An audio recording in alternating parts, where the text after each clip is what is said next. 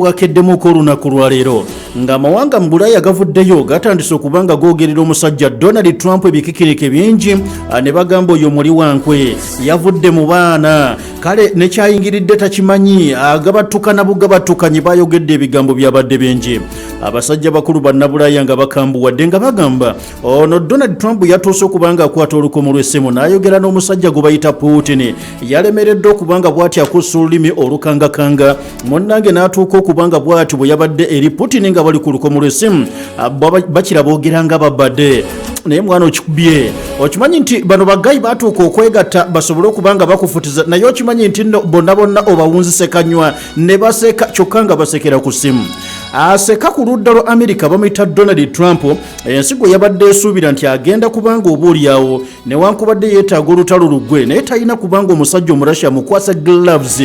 kale n'omusajja gwe bayita Putin n'abeera ng'aweereddwa omukwano gwange akadde akabadde akalungi ddala babadde n'essuubi lya kwogerera eddakiika 30 naye okimanyi nti bagenze mu ddakiika zibadde 9 ntegeeza ssaawa emu n'ekitundu abagagga ababiri nga boogera era oluvannyuma lw'ebigambo bino ebayogedde njagala nkutegeeza ebimu ku ebyo ebyasitudde emitima gy'abannabulaaya kwe kuwulira ng'omusajja Trump bw'ati alemeddeko n'agamba nze nkubuulire Putin bano basaagana okusaaga ekyo ekyannato bakyerabire oyo siri mukkiriza mu nnato tekiriyo omugagga n'agamba nkisazaamu linnya lya Mukama nkisazaamu ku buyinza bwe nnina ng'omukulembeze w'eggwanga lya Amerika n'atakuma ku ekyo oluvannyuma jjukira Putin yamugambye nti abo tebamanyi kiki ntaddemu okubatwalako ebitundu ebyo yenna alootanga bwa misana mbunno bujja kuca ku makya muddize Crimea muddize ebitundu eby'e Donbass awo Trump n'aseka era bw'amala okuseka n'agamba Putin bano bandekere y'ensonga lwaki nti mu bigambo ebya musajja mukulu Trump oluvannyuma atugamba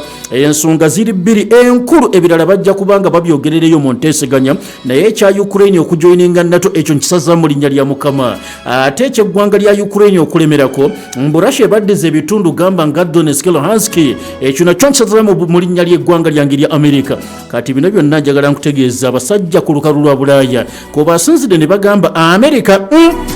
n'otuuka okubanga bw'oti otinkiza n'omulabe kyali waffe n'omulekattayo yo kikola otya okwogera n'omulabe okumala ebbanga eryo lyonna nga kyali waffe ow'omukwana ennyo gwe bayita Zelensky tonnaba kubanga bw'oti omukubirira ku lukomo lw'essimu ne musobola okubanga mwogera ku nsonga wakikoze otya kaakati njagala nkutegeeze bannaffe ab'eggwanga erimanyiddwa ng'erya Amerika bavuddeyo ne batuuka okubanga lwakiri balongoosa erinnya lyabwe mbalaba bagambye nti ebyo byonna ebyogerebwa abannaffe ab'olukalu olwa Bulaaya balimba kubanga Trump informed Zelensky ku biki bye yabadde agenda okubanga ayogerezega ne Putin era n'agamba nti nkakasa bulungi nti omusajja gwe bayita Zelensky ateekeddwa okubanga yakitegedde nze sikweka nkubuulirawo nti sikwagala ne nkugamba nti nkwagala akyenkugamba ky'oba otwala kubanga ge gabeera amazima agali ku ntobo y'omutima gwange ne Zelensky namugambye nti ngenda kwogera n'omusajja nno naye ebyo ebyannate ebisooka biveeko tebiriiyo ne byolemeralemerako ebya teritoriyo ebyo nabyo tebiriiyo kaakati abasajja batubulidde wano ab'eggwanga lya Amerika olunaku olwaleero nti yenna agezaako okubanga bw'atyo atambuza enjiri eyoleka nga Amerika bwe yavudde mu bakyali baayo oyo ateekeddwa okubanga obuulyawo tayagaliza Bulaaya mirembe be basajja abagezaako okwagala okubanga batumetta enziro n'olwekyo si bituufu omusajja Trump abagaza mirembe gyokka ge mawulire ge tujja okuvaako waliri munda mu ggwanga erimanyiddwa nga erya Ukraine badde ntunuulira omusajja yaliko pulezidenti w'eggwanga lya Russia Dmitry Medvedev naye avuddeyo n'agamba nti abo twabagamba eri abantu abasajja abamanyi kye bayita okukulembera amawanga nga basobola n'okubanga bategeera obulabe buyinza kubanga buva luddawa era ne bakola ekyo ekisobola okubanga kigasa amawanga n'olwekyo tukkirize nti omusajja gwe bayita Donald Trump obufu bwakute bwe bugenda okubanga buwonya Bulaaya ekyajabo bamuyita Dmitry Medvedev bw'atyo bwavuddeyo kubanga mukwano gwange awabula bannabulaaya so kati tuli awo tulindiridde ekigenda okudda okubanga ndabo wano abasajja bakulu babadde bakyagezaako okubanga bawuliziganya balabe tugenda kusisinkanira wa ssebo Mr. Putin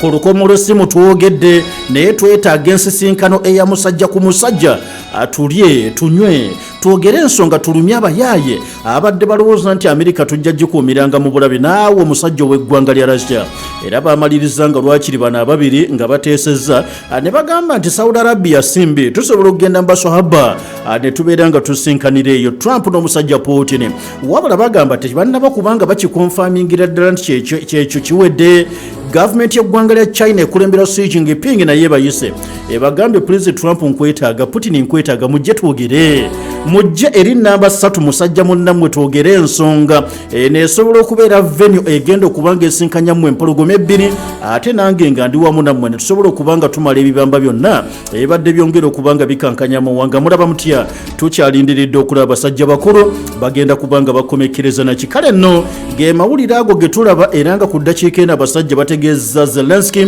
muteeketeeke ttiimu egenda okuteesa emirembe ne Russia eri munda mu kibuga Moscow getufuna galaga abasajja bali mu kubanga bateekateeka ttiimu delegation egenda okubanga ekiikirira interest ez'eggwanga lya Russia mu nteeseganya eziyinza okutandika essaawa yonna okubumbujja wakati wa Rusiya n'eggwanga lya Ukraine.